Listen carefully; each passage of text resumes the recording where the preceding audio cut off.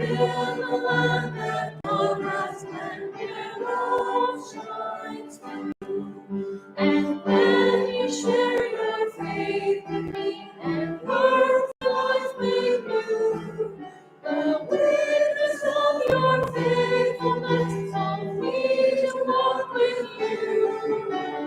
Walk with me, I will walk with you, and build the land that God has planned, where love shines through.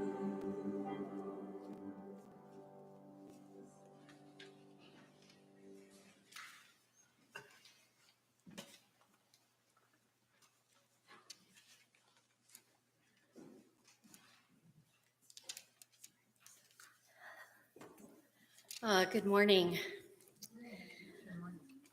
Thank you so much to everyone here for inviting members of the Interchurch Refugee Group, or the IRG as we call ourselves, to share our ministry today.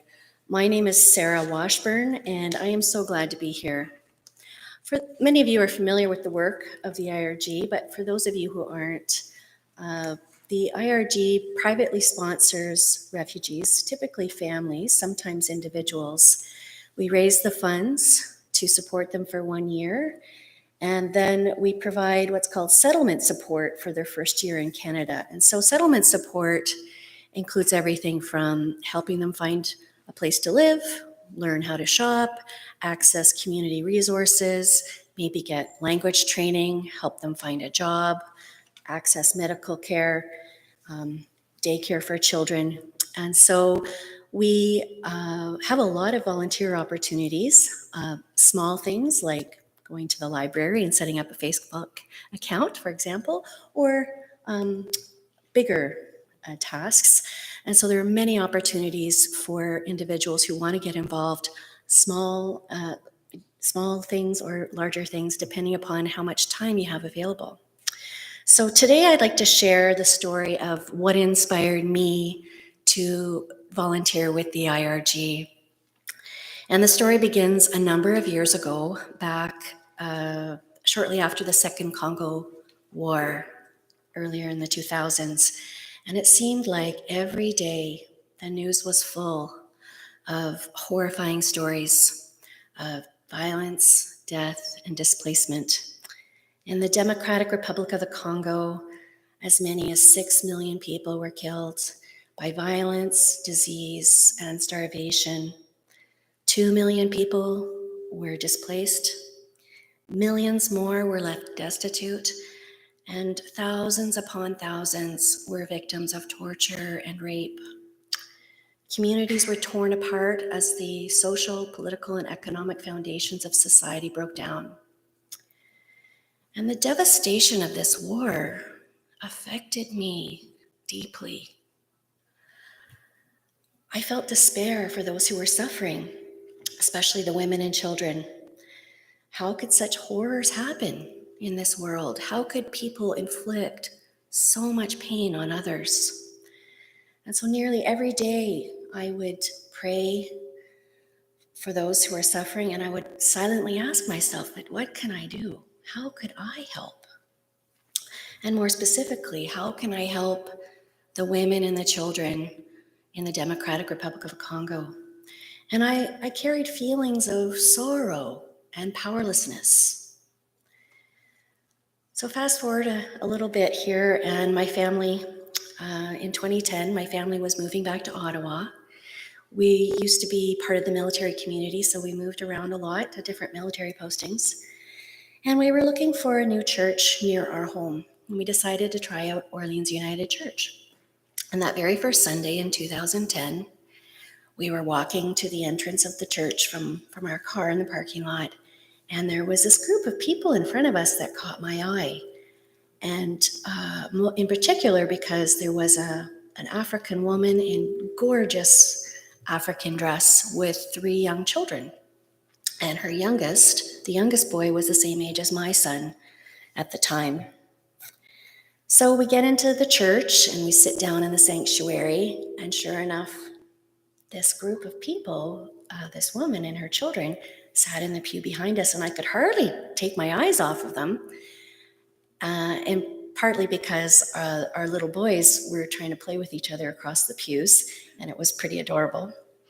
And as I'm sure you may have guessed, this woman, this mother, a widow, and her 3 young children had just arrived from the Democratic Republic of the Congo.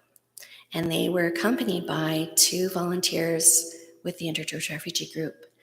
So during the service, one of the IRG volunteers stood up, introduced the family, who had only arrived 4 days before, and spoke about the work of the IRG and invited members of the congregation to become involved and to help.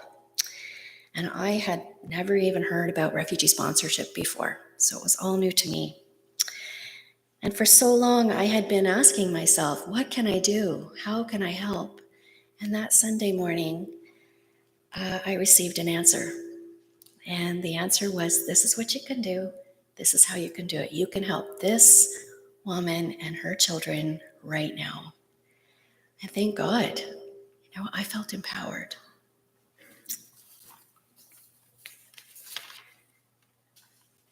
Globally, in the past decade, 84 million people have been displaced, forced to leave their homes as a result of conflict, persecution, human rights violations, and violence. 84 million people. That is 1% of all humanity. And sadly, the devastating crisis in Ukraine is just one of many crises around the world right now. There are tens of millions of refugees in need of help from so many countries around the globe: Afghanistan, South Sudan, Myanmar, Syria, and many, many more. And still the Democratic Republic of the Congo, which the United Nations describes as one of the largest forgotten crises in the world. There are many refugees from what are called silent emergencies, those that don't make the headlines. Of course, I can't end the wars and conflicts that cause so many deaths, displacements, violence, and destitution, but beginning that first Sunday back in 2010 at Orleans United Church, I knew that I could help that mom and those children who had been forced to flee for their lives. And after I helped that family, I helped another and another after that. And so far, I have had the privilege of helping 10 families. And I have found that action really is an antidote to despair. So these days, the news media is full of heartbreaking stories of the Russian invasion of Ukraine. And it has triggered the largest refugee crisis in Europe since World War II.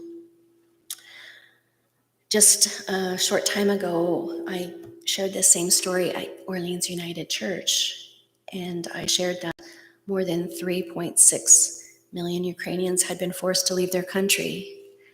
And yesterday, when I looked it up, that number has increased to 5.4 million in just a month and a half. And there are millions more, perhaps 4 or 5 million, who are displaced within the Ukraine from this conflict. And of course, fatalities are already in the tens of thousands. So it seems that now more than ever, we all really need to ask ourselves, what can I do? How can I help? As Christians, God calls upon us to help others. Those in despair need our prayers, and our thoughts and our prayers need to be followed with action. The world needs all of us, all of our talent, all of our energy to help relieve suffering. So what can you do? How could you help? I'd invite all of you to, Cam has told me that some ideas will be put in the bulletin, Rothwell's Church Bulletin, for next week, so I'd invite you to take a look at that. And the answer for you might be to attend the next IRG meeting, or perhaps join another organization, or by some other means, perhaps how Aidan did a beautiful fundraiser. And you can see how you might be able to help refugees from all around the world. Thank you so much.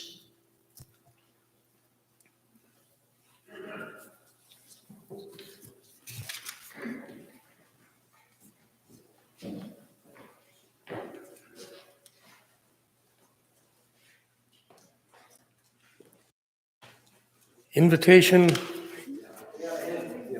Oh, sorry.